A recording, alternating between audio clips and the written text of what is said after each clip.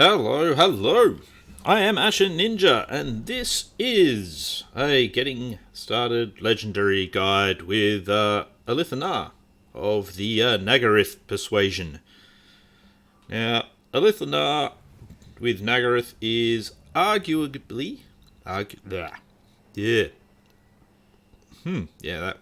worked. That word worked well. Is arguably the most powerful of all the factions in the game. Now, that seems like a strange thing to say, really, because there's other more powerful legendary lords, because honestly, as a legendary lord himself, he ain't that great. But as a faction, I'd still go with they are the most powerful. It's simply because of two things. That's one, they have high elves in general, across the board, have the probably the most powerful economy. Maybe the Dark Elves, depending on the day. And two, he specifically has in his abilities the ambush attack from the Skaven. So with those two things combined in his lovely little faction, he really becomes an absolute beast. So, Nagaroth, their faction effects. Suitable climate is the wasteland, just to change things up a bit because he is over here rather than on the donut. Eliminating characters that are marked for death grants various rewards. I will show you that in game. Invocation of Morai Heg summons a unique hero, Hand of the Shadow Crown. You use him as an assassin to kill people, specifically lords, which you normally can't kill. Global recruitment duration -1 turn for all units, so that's very good for getting some of your elite ones. Campaign movement range plus 10% for all armies, which is bloody good because campaign movement range is absolute gold. Ambush success chance plus 25 for his particular army, and upkeep for Shadow Walkers and Shadow Warrior units is at -50%, putting Shadow Warriors at cheaper upkeep than normal archers. So yeah, that's pretty nice considering how high a tier they normally are. So he starts off with a Shadow Walker unit Shadow Warrior unit as well, but he's also got some Shadow Walkers who are a specific archer unit that only the Nagaroth faction can get. I'm saying sorry about that. I don't know. I'm not talking very well. I apologise. Anyway, some Spearmen and he starts with Spearmen and a Great Eagle as well. This, of course, is also on Legendary, very hard Legendary as always. With that Legendary Chaos Invasion, it probably actually makes your life a bit easier as Nagaroth, because you're going to be right in Nagaron's path, right up until the Chaos Invasion starts wrecking the shit out of them. So, really to make this a harder campaign, you'd probably turn off the Chaos Invasion. But I just put everything up to 11 and rip the knob off. Not my knob, obviously. That would hurt too much.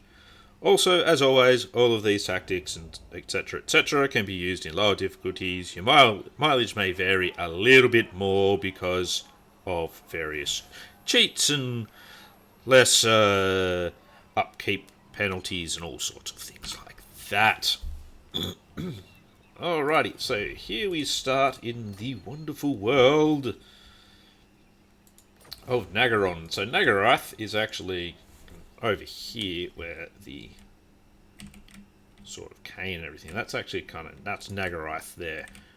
But in general, you don't care about that to start with. Seems a little bit odd, but, you know, these things happen. So as you can see, we start with a small army. It turns out I was wrong. He doesn't start with Shadow Warriors after all.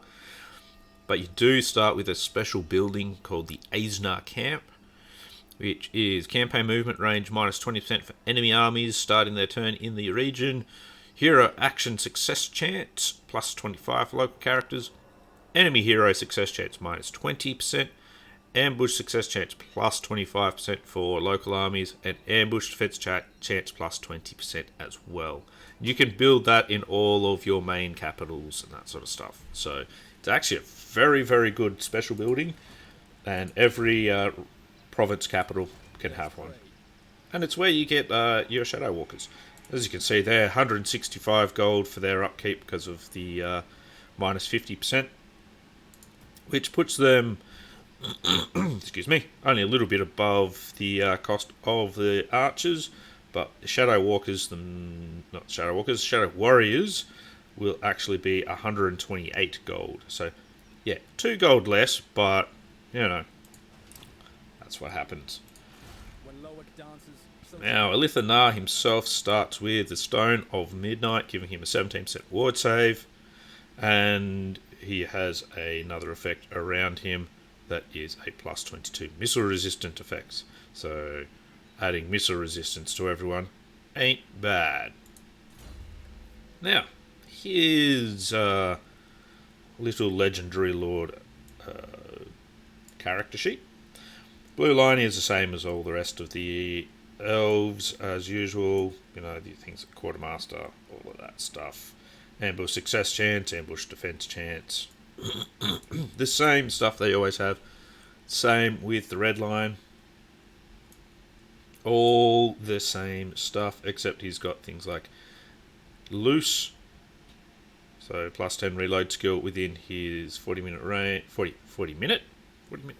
meter range, and darken the skies, which is plus 20. So decent little reds on that one if he's going to be near your army. Sometimes you like to send your lord up to do some scouting, though. I know I do. Now, as for his yellow line, it's a bit different. So range plus 3%, armor piercing, missile damage plus 20%, and most of his stuff includes things like that. So for him, things like slippery, and yeah, a lot of stuff around missile defense. And he also can get a valley of high... Valley? Jeez. Real shocker today. Volley of high arrows. So, which is a, little thing he can do himself as well. So, overall, there's a couple of nice little things. Again, not great in melee. Try and avoid that. Now, his other special line, he's got enemy leadership -4 in the local region, and he causes fear. Melee attack +5 for Shadow Warriors and Shadow Walker units, plus 6% speed and more ammunition for them. Income from sacking and post-battle loot, and weapon strength against Dark Elves, as well as missile strength when fighting Dark Elves. So really, he's focused on fighting Dark Elves. Use other lords for fighting other things. Spectre, +12 to defense, and he gets another plus 15% ambush chance, so he's super good at ambushing. This, again, very nice, especially if you're using a lot of your influence to get your your diplomatic relations with High Elves up. Is plus 12% missile strength, faction-wide, all armies. So yeah, filling your armies with archers becomes even better, especially when you can get some good lords on them. And he gets Shadow King, +4 public order, all provinces. Call of the Master Jancer as well. So he gets, what's that? He receives Stalk, Snipe, Unspottable, creates an image of Alith Anar, and images cause 50% of his damage. So literally you just create an image of him further up to attract enemy fire and such things. Now, he also has no Rest for the Wicked, which is even more campaign movement range, and Perfect Vigor. Infiltration, enemy hero actions cost -10%, and he gets Stalk. No point in getting that, especially if you're getting that, but whatever. Magic resistance, missile resistance, usual things there. Speed of Assyrian, usual thing there. He gets the Moonbow. Quest starts at rank 5. Range plus 15%, ammunition plus 15%, missile strength plus 10%, magical attacks, and he gets the Moonbow magic attack as well. And there's the quest for the Shadow Crown, which is +5 public order local province, even more ambush success chance, and the Shadow Crown ability as well. So, yeah, overall, he's not a bad legendary lord. I wouldn't put him as a great legendary lord, though. So, feel free to take that as you will.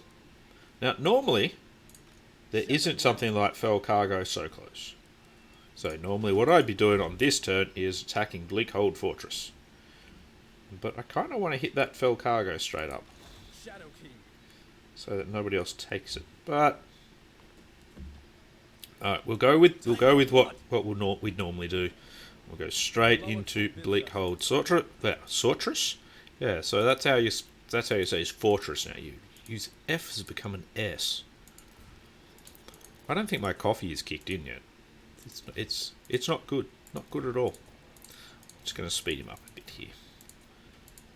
Now, before I do make the attack, so everything is normal high elf except for this little thing here.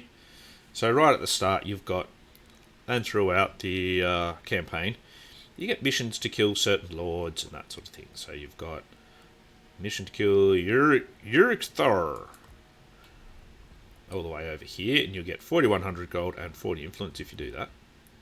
You've got the mission to kill Exarian, he's up here, and from him you'll get 3,700 gold, 26 influence, and a murderous dance ability. It's a brief ability, but that's okay. And you've got Rakarth all the way over here, and you get 4,800, 38 influence, and there is never peace from him. It is +20 relations with high elves. Recruitment cost -50% for. That's actually really good. Of course, you have to get all the way across and kill him by turn 21. You could probably do it, but in the end, I generally only go for Exarian in this first one. It's one of those things where these refresh quite often, every 20 turns or so. So I don't want to get too caught up in trying to actually do those missions, because in the end they're not going to benefit you enough this early on. With if you send Alith all the way over there, you don't know what you're going to actually come up against. So in my opinion, it's better to use them if the opportunity arises early on, and when you've actually got the power and the strength later, then yeah, go chasing. And especially also when you've got the special hero, then yeah, send him off after lords and that sort of thing. You find a lot of the time though they get killed before you even get there, so it's a bit hit and miss. I still like the actual mechanic. I think it's a good one. So, all right, let's set ourselves up here. Shadow Dancer. Dances with shadows.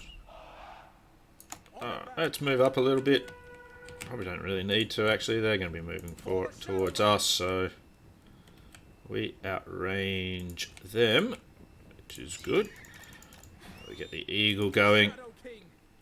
You should be targeting them, and let's get his... We'll get his shadow going out. That way their ranged units can focus on him. Get him firing on them as well. Yeah, their ranged units are trying to get the eagle, which is fine.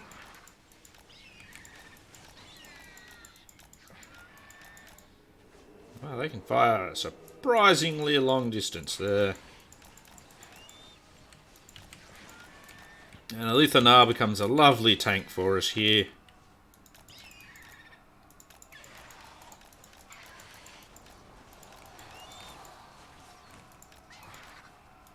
Let's see if we can get our eagle in without taking too much damage. Let's get Alith Anar up in here. Yeah, it's fine. You're fine, buddy. You're okay.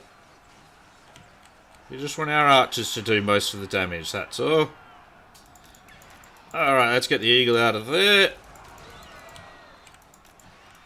Done plenty of disruption there.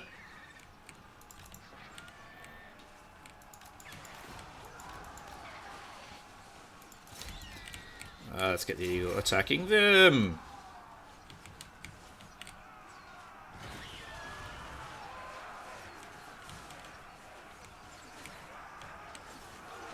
That's the way, Alith. You're doing a good job there. Doing some nice tanking.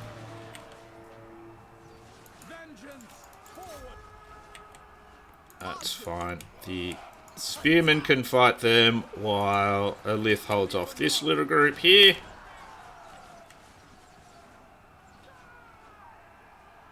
That's fine. They've got shields. That won't do too much damage.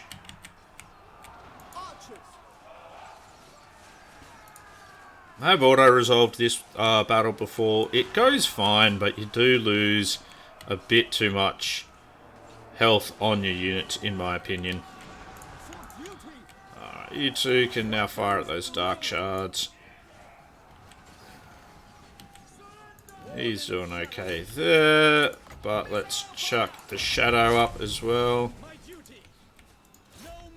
Just because. Yeah. Shredding them nicely. Take out them a bit more, please.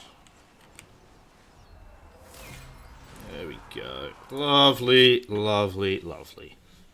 All sorted. Yeah, as you can see, those Shadow Walkers actually do very, very well. Only 16 losses. You'd lose a lot more if you auto-resolve. It's really not worth it. Now, what we want to do is we want to bring Exarian down to us. So we don't actually want to take this yet. We're just going to sack it. Ooh, Potion of Toughness. That's pretty good. Now, the other thing we're going to do is we're just going to leave him there. So he's not actually going to get any replenishment at the moment. But that's okay. We're not going to do any recruitment, anything like that. We'll take our turn on that. Now, despite all of Alith Anar's nice little options, I still go through the blue line, and then later on I just kind of select what I want from the other lines. In the end, it's probably not the optimum way of doing it, I have to admit, but I'm very much of the thought of getting things like Quartermaster and Renowned and Feared for all of my lords is very important. That's not something that everyone goes for, and that's perfectly fine.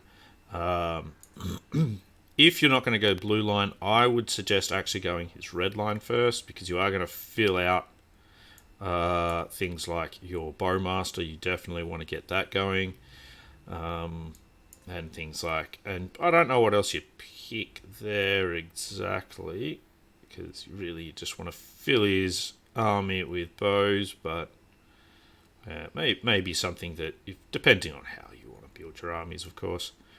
But you definitely want things like favourable winds as well for your archers and shadow walkers and shadow warriors and that sort of stuff. And that'll let you get the extra points for the loose darkened skies skill.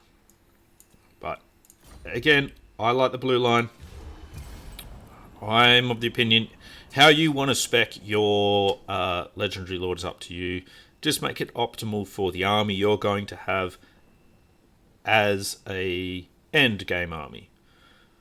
So don't just think, oh well, I've got spears in my army now, I'll use the spear one. If you're not going to have them later on, that's wasted points. In the end, Alith Anar is going to be all ranged all the time as far as I'm concerned. So going for those ranged upgrades is definitely a good idea. So as you can see, it's only turn 2, and Urukthor has already been taken out. So again, like I said, these lords can get taken out by other people, and then you're stuck. So take it as you want to. It's all good. Anyway, we're going to hit Bleak Fortress again. This time we'll auto-resolve it. As you can see, we'll take a bit of extra damage. But that's okay. We'll sack it again. We're going to bring him back across the border over here. And let's get ourselves some Shadow Warriors. So as you can see, yeah, they're 900 to recruit. Upkeep is slightly lower than your archers, but they are much better. While they have less ammunition, they've got the same range. They have 3 more missile damage. They are better in melee, so it means they're going to hold a line better. They have Stalk, they've got Master Ambusher, they've got Vanguard deployment. They've got a whole bunch of really good things. So martial prowess, all of these sorts of things. I don't know what this Master Ambusher done. There you go. Move while hiding and firing in any direction, even while running. So they're actually really good. And as you can see, because he's got a -1 to his recruitment time, they only take 1 turn to recruit as well. So yeah, for the early game, really good.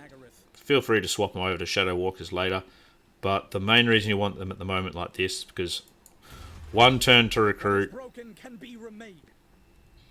Now, here, honestly, this entire area, there's only one thing you really need from it, and that's reload time for your Eagle Claw bolt throwers. Because, in the end, you're still going to want some artillery.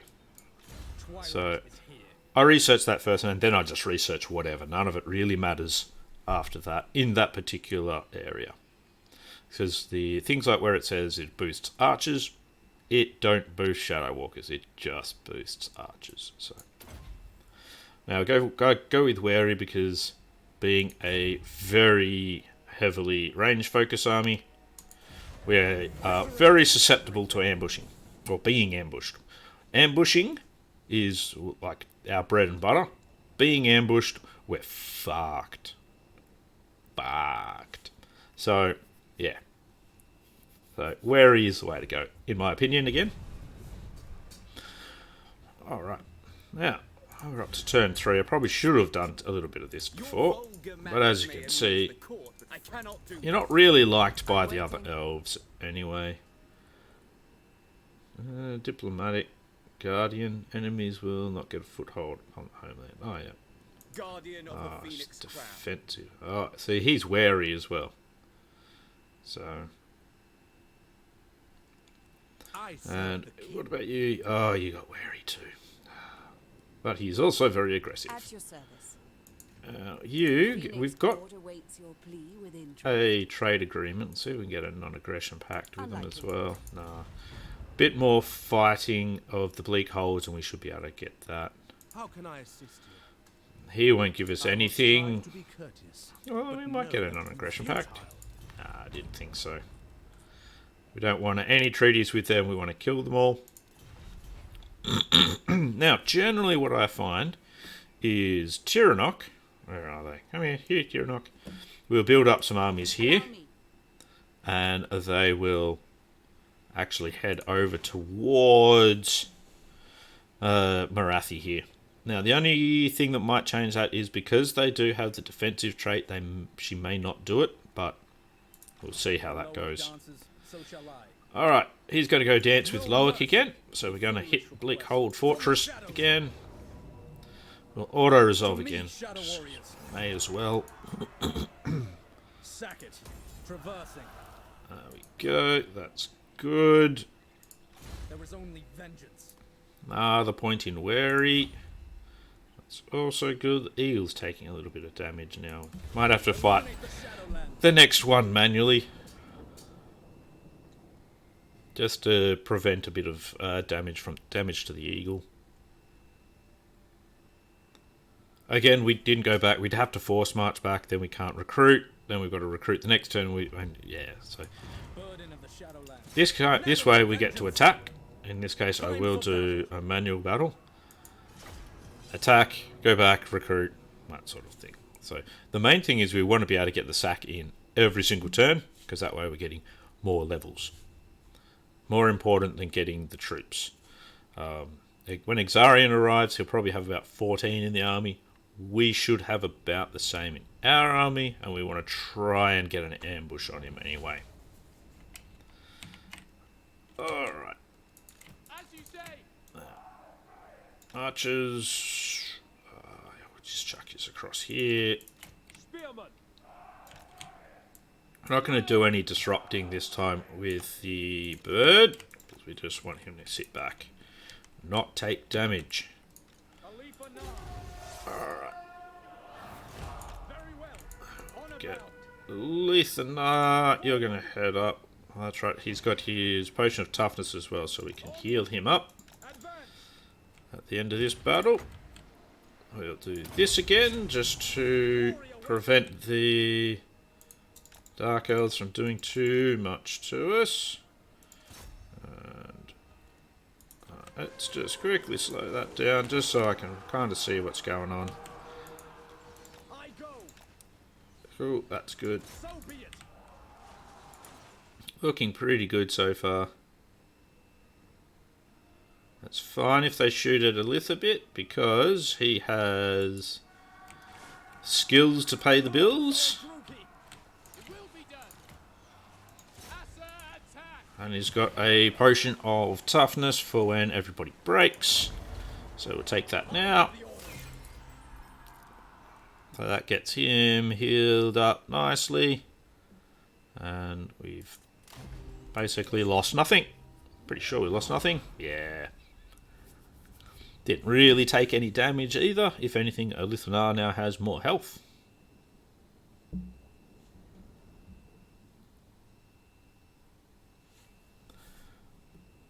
We sack the city once more. Get Alith Anar those precious, precious skill points. What is broken can be remade. Sack it. Stalk the shadows. Oh, warrior. That's cool, but we try not to have him too much in melee. My I forces want him more advance. closer to the... 3 more shadow warriors, thank you. Victory is everything. Now, this is where Exarian may turn up. Nagaroth is not yours, filth. Thingy hold. They want gifts. No thanks. I don't think you need a gift. So at the moment, Marathi is occupied, which is good. We want her occupied. Has Exarian turned up? No. So you can basically see here there's no military presence. Via land, Therefore, silence travel. Fight them. we go. Nagaroth prepares for war once more. Take a little bit of damage, This as will fund usual. the war effort. More damage than we really need to, but, you know. Vacation of Assyrian. Armor of Silvered Steel. Yep. Couple of little thingies. That's good. Let's pop him into Make way. ambush stance. Just to see if somebody turns up to play. Give him more wary. How you doing, Arnheim? You're doing good. We still don't want to destroy that building, because we still want to build up our army quite a bit. What rights do we have? I think I'm going to run the Invocation of Assyrian. We've got the money for it. And more influence and more public order isn't a bad thing. Just build some of that up a little bit, or at least less of it down.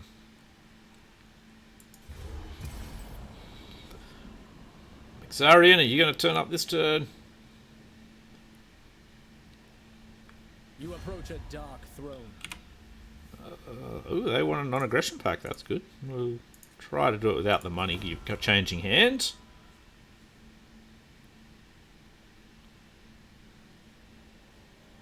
Now, depending on how you want to try out to get certain legendary lords, as you do actually pick up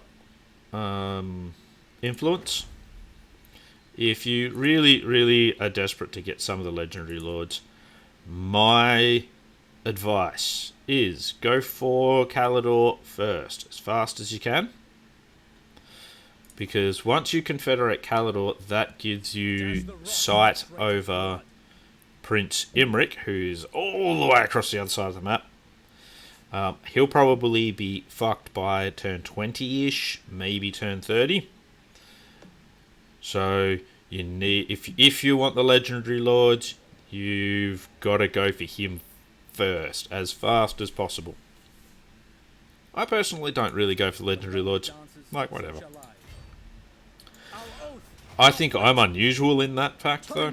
So, yeah, the Eagle takes so much damage in auto-resolve. That's okay. It's all good. Alright, another sacking of that. This time we pull him back across here.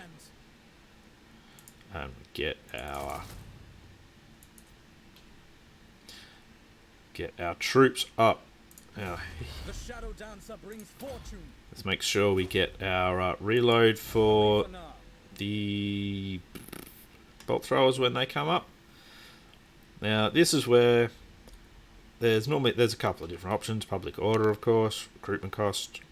I go for looter because we do tend to just because I've got a better chance of looting a settlement than anything else. And once I've really got him a good army, I don't do more recruiting. And he's normally fighting in other provinces, so I'm not really going to be going for public order. So looter it is, really. Just to get the least wastefulness out of the point. What is broken can be remade. So, yeah. Basically. Now, this, I think, is normally the turn that Exarian turns up. I think I've got the right... Yeah, that's the way. Just go straight through the Whirlpool. That's a smart idea. Fucking idiots. Whirlpool just, like, massively attritions your army when you go through it. So that army's going to be dead. But Tyrannok will actually be good to have, because Tyrannok is just going to be constantly sending forces across here, and that just keeps her occupied. Okay, he hasn't actually arrived yet. We're only at turn 7, so that's... No, we cannot. Fear us. Yeah, you'll be fine. Don't worry about it. It's war. Yeah, tiny bit more damage to the Eagle. Sack it again. We'll go into ambush stance again, just in case. Just to keep an eye on things.